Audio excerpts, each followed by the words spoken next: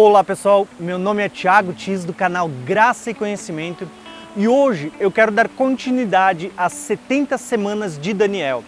O texto que nós vamos falar hoje, na verdade ele está relacionado ao período em que ele, o governante que virá, fará cessar o sacrifício e a oferta.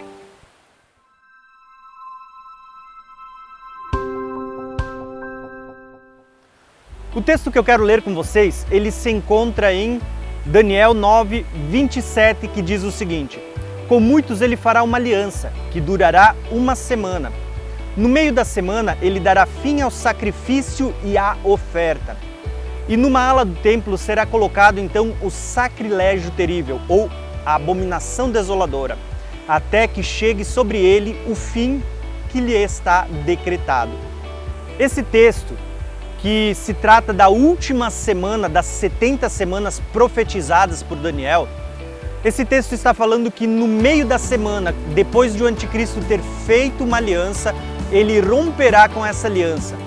E nesse último período, que são 3 anos e meio, metade da semana, nesse período de 3 anos e meio, ele levantará uma grande perseguição, os santos serão entregues nas suas mãos. E o texto ele está dizendo para nós que ele fará cessar o sacrifício e a oferta. A pergunta que eu quero fazer é: o que é esse sacrifício e essa oferta que o governante que virá, esse abominável da desolação, esse anticristo, fará cessar durante o período da grande tribulação? Além de Daniel 9, que fala das 70 semanas, no capítulo 11, versículo 31, Daniel também vai falar novamente sobre o cessar do sacrifício e sobre essa abominação desoladora. E ele vai dizer assim: e braços serão colocados sobre ele, que profanarão o santuário e a fortaleza. Tirarão o sacrifício contínuo, estabelecendo a abominação desoladora, ou o sacrilégio terrível. Se não bastasse Daniel 11, Daniel 12, no versículo 11, também vai ser citado novamente o fim do sacrifício contínuo, onde diz o seguinte: e desde o tempo em que o sacrifício contínuo for tirado e posta a abominação desoladora, haverá 1290 dias. Bem-aventurados aqueles que esperam e chegam até 1335 dias. Nós temos aqui 3 textos onde Daniel vai citar que as ofertas e os sacrifícios contínuos serão tirados quando o personagem que nós chamamos de o anticristo surgir. Agora, para entendermos com clareza o que é esse sacrifício contínuo, nós precisamos voltar para o livro da lei, porque é lá atrás, quando Deus estabeleceu esse sacrifício, que nós vamos precisar ler para compreender com clareza do que Daniel está falando e o que isso representa nos nossos dias. No livro de Êxodo, nós vamos ver Deus aparecendo para Moisés e pedindo esse sacrifício. E Deus vai dar todas as instruções. Olha só o que diz Êxodo 29, 38. Isso, pois, é o que oferecereis sobre o altar. Está falando de oferta. 2 cordeiros de 1 ano, cada dia, continuamente. Ou seja, está falando de um sacrifício contínuo. Um cordeiro oferecerá pela manhã e outro cordeiro oferecerá pela tarde.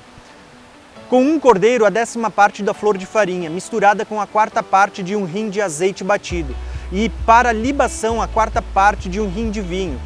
E o outro cordeiro oferecerá à tarde, e com ele farás como com as ofertas da manhã, e conforme as suas libações, por cheiro suave. Oferta queimada ao Senhor. Este será um holocausto contínuo por vossas gerações. Então prestem atenção, aqui Deus está falando com Moisés e instituindo o sacrifício contínuo que deveria ser feito todos os dias durante todas as gerações. E Deus estipula que deveria ser sacrificado 2 cordeiros todos os dias, um na parte da manhã, outro na parte da tarde. E junto com o cordeiro deveria ser oferecido uma porção de azeite, trigo e vinho. Isso tanto na oferta feita na parte da manhã como na oferta feita na parte da tarde. Nós vamos ver essa mesma citação, essa mesma declaração no livro da lei, em Números 28, versículo 9, que diz o seguinte. Vou ler desde o versículo 1 para a gente pegar o contexto todo.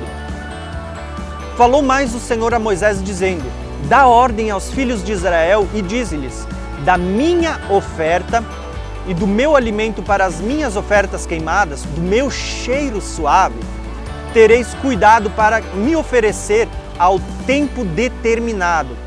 E dir-lhe-ás: esta é as ofertas queimadas que oferecereis ao Senhor, 2 cordeiros de 1 ano, sem defeito, e cada dia em contínuo holocausto. Lembra de ofertas contínuas? Está falando de contínuos holocaustos. 1 cordeiro sacrificarás pela manhã e o outro cordeiro sacrificará à tarde. E a 10ª parte de 1 efa de flor de farinha em oferta de alimentos, misturada com a 4ª parte de 1 hin de azeite.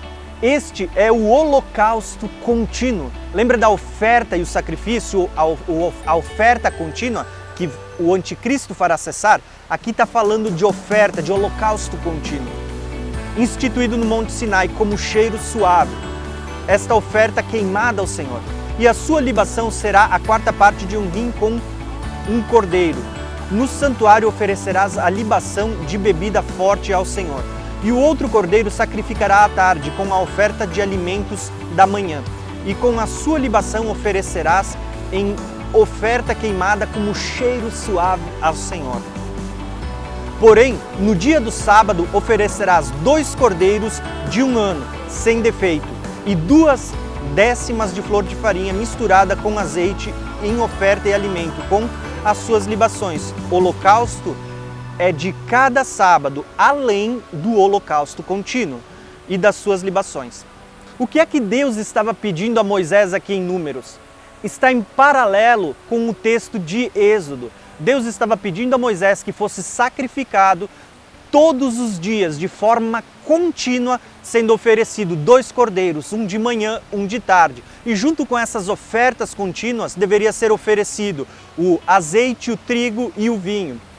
Então, esta é a oferta contínua. A diferença de Números é que nós temos um acréscimo, que diz que no sábado, além de oferecer a oferta contínua, que era oferecida todos os dias da semana, de manhã e de tarde, ainda deveria ser oferecido 2 cordeiros a mais, também de 1 ano e também sem defeito. Todas essas figuras, vocês vão perceber que elas estão apontando para Cristo, a obra redentora e expiatória de Cristo, o Cordeiro que tira o pecado do mundo, um Cordeiro sem mácula, sem pecados, sem defeitos. E é aqui que eu quero começar a fazer uma aplicação para que a gente possa, de fato, compreender o que são essas ofertas e sacrifícios que Daniel profetizou que o anticristo fará cessar quando ele surgir. Quando nós olhamos para o Velho Testamento, nós precisamos lembrar que Daniel, ao profetizar, ele estava debaixo da velha aliança. Então tudo que ele vai falar nessa profecia está relacionado à velha aliança. Por quê? Porque era o que ele conhecia e tinha em mente. Porém, nós vamos perceber que a partir de Cristo, até mesmo essas profecias que acabamos de ler, esse holocausto, esse sacrifício contínuo, sem defeito, todos eles eram figuras que apontavam para um cumprimento futuro em Cristo Jesus. Quando nós vamos para a carta de Hebreus, o autor de Hebreus ele vai comentar sobre esses sacrifícios que eram oferecidos na velha aliança. E ele vai fazer menção da seguinte forma. Hebreus 9:7 diz o seguinte: no entanto, somente o sumo sacerdote, ele entrava no Santo dos Santos apenas uma vez por ano e nunca sem apresentar o sangue do sacrifício que ele oferecia por si mesmo e pelos pecados do povo que havia cometido em ignorância. Dessa forma, o Espírito Santo estava mostrando que ainda não havia sido manifesto o caminho para o Santo dos Santos, enquanto ainda permanecia o primeiro tabernáculo. Isso é uma ilustração. Gravem essa palavrinha, ilustração. Isso é uma figura, é a sombra para os nossos dias, indicando que as ofertas e os sacrifícios oferecidos não podiam dar ao adorador uma consciência perfeita e limpa. Eram apenas prescrições que tratavam de comida e bebida e de várias cerimônias de purificação com água. Estas ordenanças exteriores foram impostas até o tempo da nova ordem, quando Cristo veio como sumo sacerdote dos benefícios agora presentes, e ele adentrou no maior e mais perfeito tabernáculo, não feito pelo homem, isto é, não pertencente a esta criação, não por meio de sangue de bodes e novilhos, mas pelo seu próprio sangue. E ele entrou no Santo dos Santos, uma vez por todas, e obteve eterna redenção. O que o autor de Hebreus está falando é que tudo aquilo que nós víamos na velha aliança, os sacrifícios, as cerimônias, as ofertas, elas eram apenas figuras que elas apontavam para Cristo e para a aliança que Cristo estabeleceria, para a nova ordem estabelecida a partir de Jesus. Então entenda que quando as Escrituras elas afirmam que Ele fará cessar o sacrifício e a oferta, nós precisamos entender que hoje nós estamos debaixo de uma nova aliança e os sacrifícios e as ofertas que o anticristo, esse personagem, fará cessar durante o período da grande tribulação, elas estão relacionadas com as ofertas e os sacrifícios contínuos oferecidos nessa aliança vigente, nessa nova ordem estabelecida por Cristo.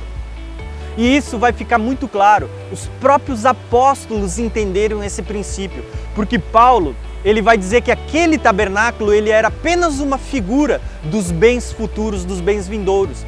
Quando Paulo vai falar de nós no Novo Testamento, ele vai dizer: vocês não sabem que vocês são o templo do Espírito Santo de Deus? Paulo está dizendo, nós somos o templo do Espírito Santo. Quando Pedro vai escrever, eu quero até ler com vocês esse texto, Pedro vai falar sobre sacrifícios e ofertas e prestem atenção como Pedro vai se referir a elas. 1 Pedro 2,4 diz o seguinte: à medida que vocês se aproximam dele, a pedra viva, rejeitada pelos homens, mas escolhida por Deus e preciosa para ele, está falando a partir do momento que aceitamos Jesus e nos aproximamos dele. Ele diz assim, vocês também estão sendo utilizados como pedras vivas na edificação de uma casa espiritual.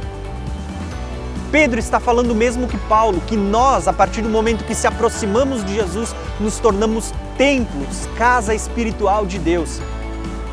E o texto diz, para serem sacerdócio santo e oferecerem sacrifícios espirituais aceitáveis a Deus. Por isso que o versículo 9 vai dizer, vocês, porém, são geração eleita e sacerdócio real e nação santa e povo exclusivo do Senhor.